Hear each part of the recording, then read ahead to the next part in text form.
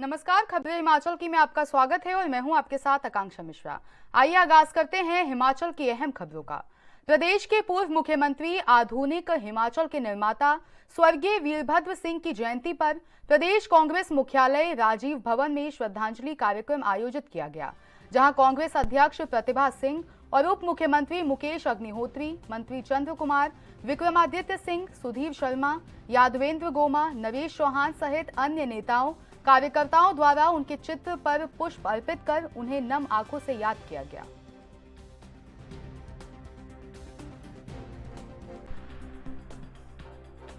जननायक और युग पुरुष और हम सबके प्रेरणा के स्रोत जो है वीरभद्र सिंह जी, उनको आज हम याद कर रहे हैं उनकी जयंती पे। और उन्होंने 60 साल तक हिमाचल प्रदेश के लोगों के दिलों पे राज किया और अंतिम समय भी वो हिमाचल प्रदेश विधानसभा के सदस्य थे जब उन्होंने इस संसार को अलविदा कहा। और हिमाचल प्रदेश के विकास पुरुष जिन्होंने इनको कि हम आर्किटेक्ट ऑफ मॉडर्न हिमाचल कहते हैं।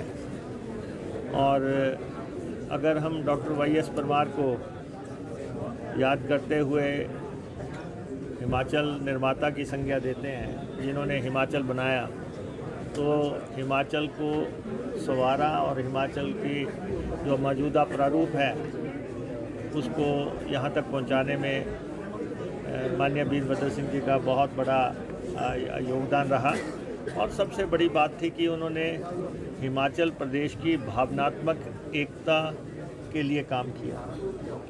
ना तो वो किसी इलाका विशेष के नेता थे, ना वो किसी जाति विशेष के नेता थे। स्वर्गीय राजा वीरभद्र सिंह जी की जन्म जयंती पर आज विकास दिवस के रूप में यहाँ प्रदेश कांग्रेस कार्यालय में कांग्रेस पार्टी ने उनको आज याद किया है, उनका स्मरण किया है। मेरा ये मानना है कि 6 बार के वो मुख्यमंत्री रहे, अन्य पदों पर भी रहे, केंद्र में मंत्री रहे, प्रदेश अध्यक्ष रहे। एक लंबा जीवन उनका राजनीतिक और सार्वजनिक जीवन इस प्रदेश में रहा है। मुझे लगता है ना उनसे पहले ना उनके बाद अभी तक कोई ऐसा नेतृत्व प्रदेश को मिला है जो कि जन भावना से काम करता हो। एक ऐसा व्यक्ति जो सभी को साथ लेकर के चलता था और राजा वो जिसके शासन में बाघ और बकरी दोनों एक जगह पानी पी सकें। वो अपने दुश्मनों को भी साथ लेकर के चलते थे, इसलिए उनको लोग याद करते हैं आज। और कोई ही ऐसा परिवार प्रदेश के अंदर होगा जो आज उनका स्मरण नहीं करता होगा। और हमारा सौभाग्य है कि उनके साथ काम करने का अवसर मिला, मुझे राजनीति में लेकर के आए और उनके दिखाए हुए रास्ते पर हम लोग आगे बढ़ रहे हैं। और हमारा प्रयास रहेगा कि जिन उम्मीदों से वो हमें इस राजनीतिक जीवन में लेकर आए थे उन पर खरा उतरें। Thank you. देखिए, हमारे लिए एक बहुत गर्व की बात है कि मुझे एक ऐसे जननायक का सुपुत्र होने का मौका मिला है जिन्हें हिमाचल प्रदेश में, जैसा अभी माननीय उप मुख्यमंत्री जी ने कहा, कि आधुनिक हिमाचल प्रदेश के निर्माता के रूप में स्वर्गीय वीरभद्र सिंह जी को देखा जाता है। आज उनकी जयंती है, हमारे लिए बहुत ही गौरव का पल भी है और उसके साथ साथ भावनात्मक पल भी है और उसके साथ साथ एक प्रण लेने का दिन भी है कि हम सबको हिमाचल प्रदेश में उनके दिखाए हुए रास्ते पर आगे चलने की आवश्यकता है। जिस सोच के साथ उन्होंने हमेशा राजनीति करी, हर क्षेत्र, चाहे चंबा है, पांगी भरमौर है, सिरमौर है, कांगड़ा है, हमीरपुर है, हर इलाके का समान विकास किया, हर इलाके को आगे लेकर आए। इसी सोच के साथ हम सबको आगे बढ़ना है। हिमाचल का संतुलित विकास करना हम सबका सामूहिक दायित्व है। शिक्षा है, रोज़गार है, सड़कें हैं, सिंचाई है, हर चीज़ को हिमाचल प्रदेश में लागू करना, केंद्र से पूर्ण सहयोग लेना और हिमाचल प्रदेश को देश का सर्वश्रेष्ठ राज्य बनाना हम सब का दायित्व है। आज हम इसका प्रण फिर से लेंगे और मिलकर हिमाचल प्रदेश को आगे ले जाने में पूरा कांग्रेस परिवार और पूरी कांग्रेस पार्टी की सरकार और कांग्रेस पार्टी के लोग और प्रदेश के लोग इसको आगे ले जाने में अपना सकारात्मक योगदान आने वाले समय। हिमाचल प्रदेश के पूर्व मुख्यमंत्री जयराम ठाकुर ने कांग्रेस सरकार के 6 महीने के कार्यकाल को लेकर अपनी बात रखी। कानून व्यवस्था पर सवाल उठाते हुए कहा कि देवभूमि हिमाचल में जंगल राज जैसी स्थिति बन गई है। साथ ही सुक्खू सरकार पर निशाना साधते हुए क्या कुछ कहा, सुनिए। देखिए, पिछले 6 महीने में इस प्रकार की घटनाएं घटित हुई हैं और वो घटना का क्रम अब बहुत तेजी से बढ़ता जा रहा है, और जिसमें एक बात बड़ी साफ जैसी लग रही है कि देवभूमि हिमाचल प्रदेश में एक तरह का जंगल राज जैसी स्थिति बन गई है। अधिकारी अपने तरीके से कामकाज कर रहे हैं और ऊपर से जो हिमाचल प्रदेश में मंत्रिमंडल में उनके सहयोगी वो भी इतनी सारी कंट्रोवर्सीज क्रिएट कर रहे हैं जिसके कारण जवाब देना लोगों के बीच में मुश्किल हो गया है। और इसमें एक ही चीज को लेकर के हम थोड़े आंकड़ों पर अगर हम जाएं, 6 महीने के इस छोटे से कार्यकाल में 40 मर्डर के केसेस हिमाचल प्रदेश में हो जाए तो हम कैसे माने कि कानून व्यवस्था सही है। अगर 6 महीने के कार्यकाल में 150 के लगभग जो है वो रेप के केसेस बन जाए, रजिस्टर हो जाए, तो कैसे माने कि इस देवभूमि हिमाचल प्रदेश में कानून व्यवस्था ठीक है। और किडनैपिंग के मामले जो हिमाचल में बहुत कम होते थे और वो आंकड़ा भी 183 के लगभग जो है हिमाचल प्रदेश में रिपोर्ट हुआ है।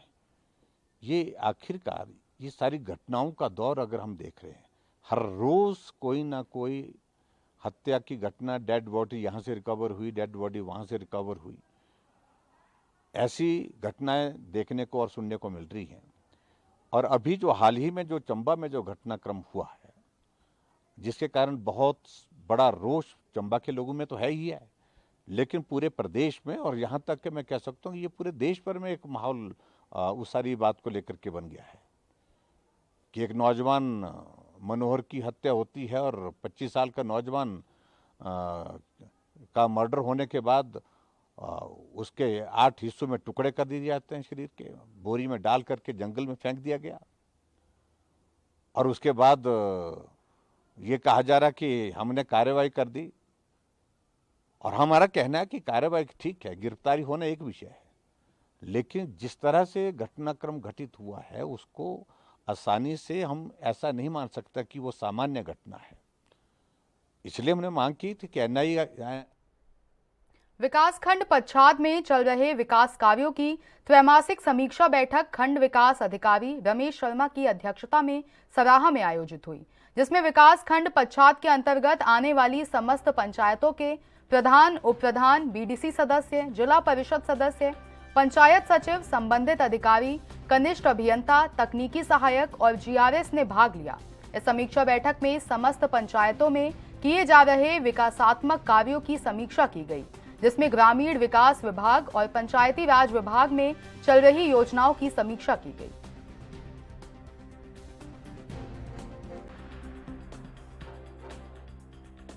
आज विकासखंड पच्छाद में समस्त प्रधान, पंचायत सचिव, जीआरएस, टीए और जेईज और सभी हमारे एक्सटेंशन ऑफिसर की एक रिव्यू बैठक रखी गई, जिसमें जितनी भी ग्रामीण विकास और पंचायती राज विभाग की योजनाएं चल रही है उनका थॉरली रिव्यू किया गया। मनरेगा, एसबीएम, 15वां वित्त आयोग, जिला परिषद, पंचायत समिति और प्लानिंग हेड्स के जितने भी विकास कार्य हैं उनकी विस्तार पूर्वक जो है वो आज समीक्षा की गई कि किस स्तर पे कौन से काम हमारे जो चल रहे हैं, कितने काम कंप्लीट है, कौन से काम हमारे ऑनगोइंग है और कौन से काम अभी नॉट स्टार्टेड है, और जितने भी विभाग की योजनाएं उन समस्त योजनाओं बारे प्रधानों से और हमारे जो स्टाफ है, पंचायत सचिव और समस्त अन्य जो हमारे कर्मचारी है उनसे भी चर्चा की गई।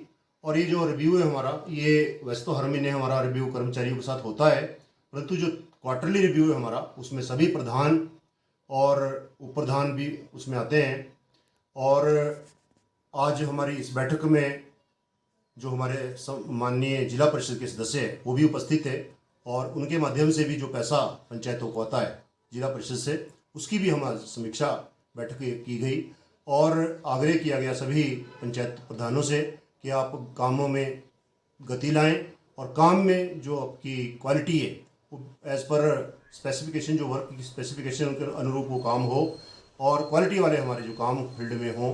तो ऐसी ये सारी चर्चाएं की गई और भविष्य में भी इसी प्रकार का जो रिव्यू है हमारा वो चलता रहता है क्रमवार।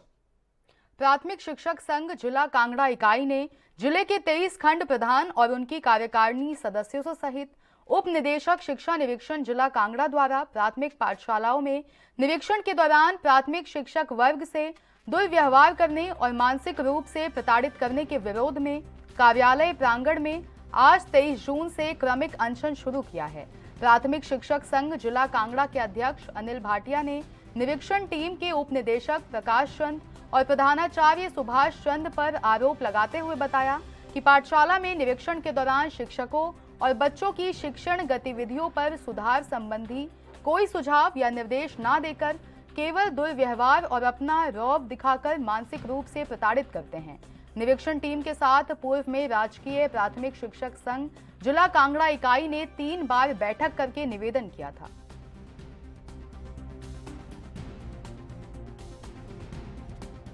हमारा राजकीय प्राथमिक शिक्षक संघ जिला कांगड़ा बहुत पहले से इन जो उपनिदेशक महोदय हमारे निरीक्षण विंग के और इनके साथ है प्रधानाचार्य महोदय श्री सुभाष जी, इनका जो पाठशालाओं में निरीक्षण के दौरान है अध्यापकों के साथ व्यवहार अच्छा नहीं रहता है।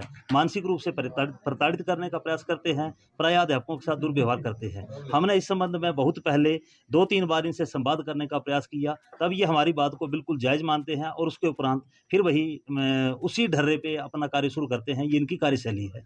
हमने बहुत बार प्रयास किया लेकिन ये नहीं मानते हैं। अभी 17 जून को हमने धरना प्रदर्शन किया था कि जो दुर्व्यवहार है, जिला के कोने कोने से अध्यापकों से शिकायत आ रही थी कि पाठशाला में निरीक्षण के दौरान ये प्रायः दुर्व्यवहार करते हैं। हमने 17 जून को एक सांकेतिक धरना प्रदर्शन करके सरकार से एक मांग की है कि इन दोनों अधिकारियों का यहाँ से तबादला किया जाए ताकि अध्यापकों का मान सम्मान बहाल हो सके। अगर हमें सरकार के ऊपर पूर्ण विश्वास है कि सरकार हमारी मांग को बिल्कुल जायज़ मानते हुए हमारा सहयोग करेगी, क्योंकि पूर्व में भी सरकार ने कर्मचारियों की जायज़ मांग थी पुरानी पेंशन बहाली की, उसको जायज़ माना और वहाँ पर भी हमारा साथ दिया। अब पुनः हिमाचल प्रदेश सरकार से हमारा विशेष निवेदन है कि हमारी इस मांग को जल्दी से जल्दी पूरा करे ताकि हमारा ये क्रमिक अनशन जो है वो ज़्यादा दिन ना चले। लेकिन फिर भी सरकार अगर जल्दी हमारे क्रमिक अनशन को सपोर्ट नहीं मिलती है या इनका दोनों अधिकारियों का यहाँ से स्थानांतरण नहीं होता है तो हमारा ये क्रमिक अनशन इनके स्थानांतरण तक हर हाल में जारी रहेगा, क्रमवार जारी रहेगा। वक्त हो गया एक छोटे से ब्रेक का, हाजिर होंगे ब्रेक के बाद।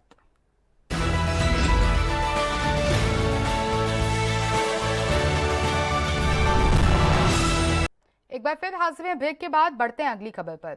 जिला कांगड़ा में अब पुलिस द्वारा डीजे वालों और टेंट वालों जो कि म्यूजिक इंस्ट्रूमेंट का काम ही करते हैं उनका पंजीकरण किया जाएगा। यही नहीं, डीजे वालों को HP instruments control of noises act 1969 के प्रावधानों की जानकारी भी दी जाएगी। एक्ट के बारे में डीजे वालों को जागरूक करने के बावजूद पुलिस को शिकायत मिलती है कि निर्धारित समय के उपरांत भी कई जगहों पर डीजे बजाया जा रहा है, तो एक्ट के तहत ही कार्रवाई भी अमल में लाई जाएगी।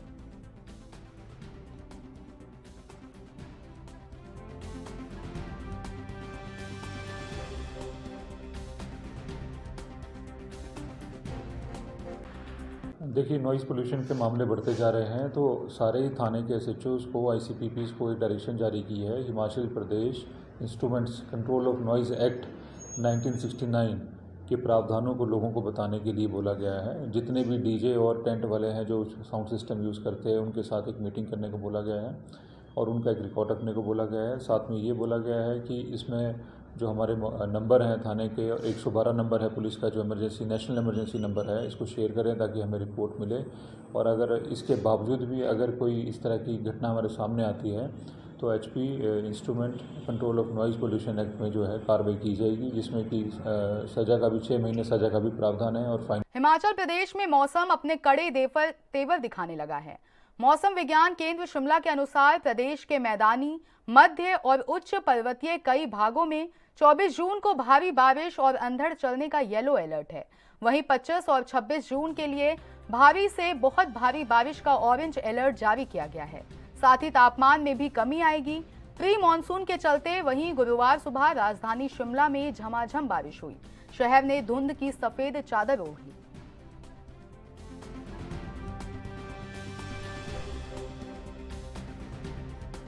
अभी तो ये देखिए बारिश है, थंडरस्टॉर्म एक्टिविटी हो रही है, प्री मॉनसून एक्टिविटी है। मॉनसून का प्रोग्रेस तो ठीक है अभी जैसे मॉनसून चल रहा है, और 24 तारीख के बाद बारिश में एकदम से तेजी आएगी, और उसके बाद 4 से 5 दिन हिमाचल प्रदेश में बारिश वाइड स्प्रेड बारिश रहेगी। कुछ जिलों में हैवी रेनफॉल भी होगी, वेरी हैवी रेनफॉल होने की संभावना भी है।